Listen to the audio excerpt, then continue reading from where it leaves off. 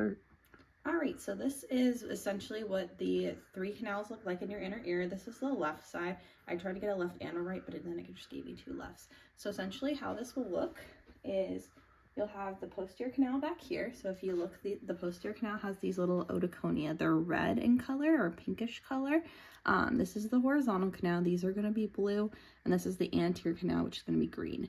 Now, if you have BPPV, so that's benign paroxysmal positional vertigo, most of the time the posterior canal is going to be the one that's going to be affected. So essentially what happens is normally the otoconia are supposed to be stuck in their nice little spot there. But what happens is, let's say you had a weird head movement, or just they got dislodged, or you had like dental work or whatever, and it shook up all the otoconia. So they're supposed to be there.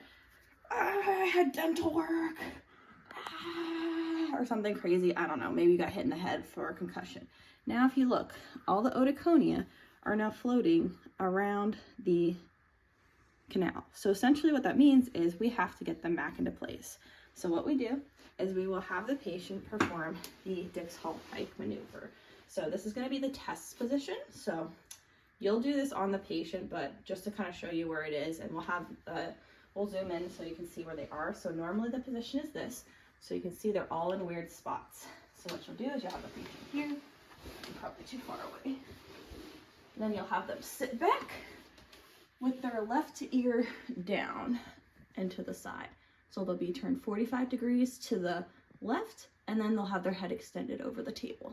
So they'll look like this. And so Nick, if you kind of zoom in on the posterior canal, which is the pink one, you'll see now all of these otoconia are kind of collecting into the same spot. So can you see that? So essentially you have the patient here for 30 seconds or so. And if you see like their eyes starting to dart or a torsional nystagmus or whatever, that means that it's positive for the left side. So what you do is to reposition them. Once everything calms down, it waits like 30 seconds or so. You're gonna have them turn their head to the right. So now they're sitting with the right ear down towards the ground, which is gonna be the position for the second position. So can you see how the otoconia are starting to kind of collect back like that? So they're not moving too much, they're just kind of collecting into the canal. Are you able to see that? Maybe, kind of. All right, so you kind of keep them here for about 30 seconds to a minute. If it's truly just the left side that's the issue, you won't see any nystagmus in this position. And so going from that position over there, turning the head to the right, this is how you've begun the Epley maneuver. So the first position, the Epley maneuver, is the same as the first position for the Dix-Hall-Pike. Then what you're gonna have the patient do is they're gonna look towards the ground. So they come over here to this side, and you can see in this position here, how the crystals start to dump back down towards the start. Can you see that? Mm-hmm. So this part takes a while. I can't see what's going on with it, but this part takes a while. So this is usually the most symptomatic for the patient. So based off of their anatomy, this is how you can see it all dump back into place. And so you're going to keep them there probably for the longest of any of the positions for the patient, because it's going to be pretty symptomatic for them. I can't tell. Did all the otoconia go back into place? Some of them did. Some of them did, yeah. And so then what you're going to do is, once all of this is calmed down, you're going to have them kick their legs off the table, and they're going to sit up like this. So if you see, the otoconia should have stayed relatively in the same position. Do you see that? Mm-hmm. And so then the patient's going to go back to normal. And so if we look, we can see a good chunk of them got pretty much back to the beginning, but there's still some that are in the canal kind of floating around. So that's why, with research, it supports doing that whole thing again. So again, just to kind of show, so you can come on this side. You have the canal back here.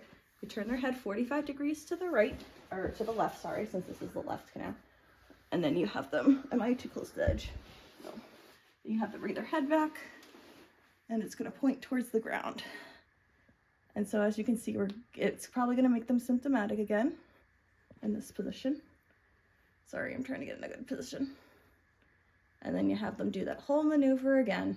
So holding here, shouldn't be as symptomatic the first time, because you see there's not as many crystals floating as there was the first time. And then you have them turn this way. And again, this is just looking weird because of how I am. not completely perfect.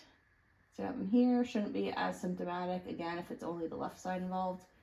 And then you have them look towards the ground. And the last bit should be catching up. Is the last bit catching up? A little bit. A little bit, yeah. So again, that's how you'll do that. You'll keep them down in this position. And the last little bit of the otoconia are gonna make their way back down. Again, we're trying to clear out as many as we can. And you can see there's a lot less up here than when we started. And that's why also, so like technically the patient's gonna be in this position, so I'm just holding it like this.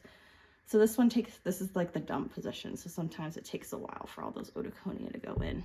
So again, now we're just left with a little bit instead of like the whole chunk that we had when we started, like all of them were here. So again, we'll just imagine all those have come back. You sit the patient up, have them hang out, and then they'll look forward. And again, as I said before, should have resolved most of the crystals back into place. And this is why sometimes it takes like 2 to 3 sessions to clear all of these out, because again, if you have a patient go through that like twice, they're pretty beat up, so it might take a couple sessions. But as you can see, a little bit more gets into the back where it belongs. This is in your vestibule. It gets back to where it belongs each time, so hopefully then the patient feels better over time. That's how the canals work with BPPV. Guys, I just wanted to add a quick thing after that video. If I look weird, it's because I had self-tanner on. I'm washing it off in a moment.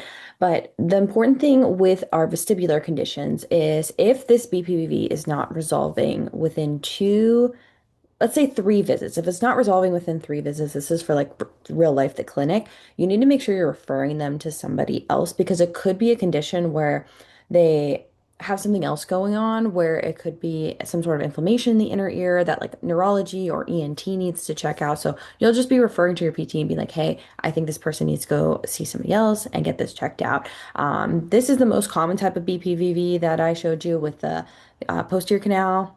If it's horizontal canal, there's the other maneuvers that we would do for that, either the Kim maneuver, which is also called the barbecue roll, and then there's the Guffoni maneuver where you're turning, either if it's a geotropic, you're turning towards that side and you're going that way, and then if it's apogeotropic, you're turning opposite and then you're going down like that. And there's some videos on YouTube where you guys can see those things. I also believe I posted a video talking about different vestibular conditions and what's going on as a PTA and what you need to know. So just wanted to add this to the end of the video because I feel like that kind of helps if you're like, I tried this on my patient and it didn't help. Just wanted to throw that out there. But it's kind of helpful to see the canals and how they move and with all the crystals, because people don't believe the crystals are real. They just move so slowly and you just don't realize that until after the fact.